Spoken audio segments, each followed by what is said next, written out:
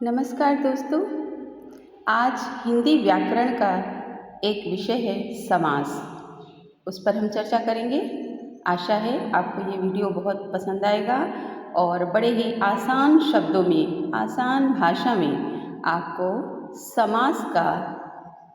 समास से संबंधित सभी प्रश्न क्लियर हो जाएंगे। तो सबसे पहले हम देखते हैं समास की परिभाषा क्या है। आपको स्पष्ट दिख रहा होगा, दो या दो से अधिक शब्दों को मिलाकर बने हुए संक्षिप्त पदों को समास कहते हैं। उदाहरण के लिए राज जोड़ पुत्र यानी राजपुत्र, राजा का पुत्र। ग्राम जोड़ वासी, ग्रामवासी, गांव में वास करने वाले। माता जोड़ पिता, माता और पिता। अब हम देखते हैं समास के भेद यानी प्रकार। समास कितने प्रकार के होते हैं? समास के 6 भेद हैं। पहला है अव्ययी भाव समास। इसका पहला पद अव्यय और पहला पद ही प्रधान होता है। अव्यय के बारे में आप पहले पढ़ चुके होंगे।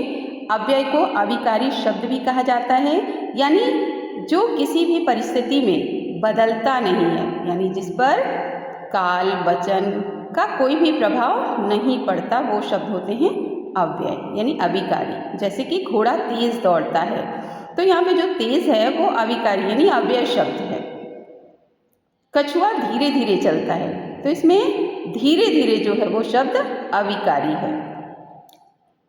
उदाहरण प्रतिदिन यानी हर दिन, यथाशक्ति यानी शक्ति के अनुसार। आप इसमें देख रहे हैं प्रति जो है पहला पद और इसमें यथा, ये दोनों ही अव्यय हैं। दूसरा है तत्पुरुष समास। दूसरा पद प्रधान होता है। इस पद में दूसरा दो पदों से मिलकर बनता है, तो इसमें दूसरा पद प्रधान होता है। उदाहरण के रूप में राजपुत्र, राजा का पुत्र। गृह प्रवेश, गृह में प्रवेश।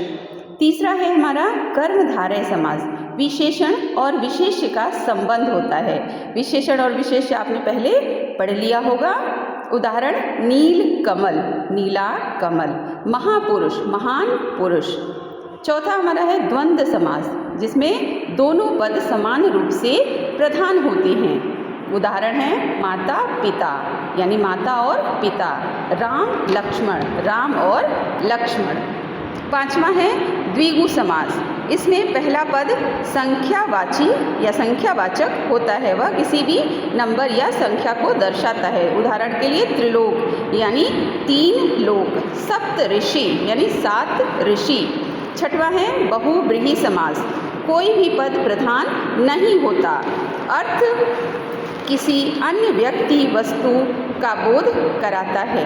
उदाहरण के लिए लेते हैं हम दशानन यानी 10 मुख वाला यानी रावण। नीलकंठ, नीला कंठ है जिसका यानी शिव। अब आप देख रहे हैं कि इसमें कोई भी पद प्रधान न होकर किसी तीसरे अर्थ को संबोधित कर रहा है। धन्यवाद। अब हम कुछ और ट्रिक्स आपको अगली वीडियो में देंगे।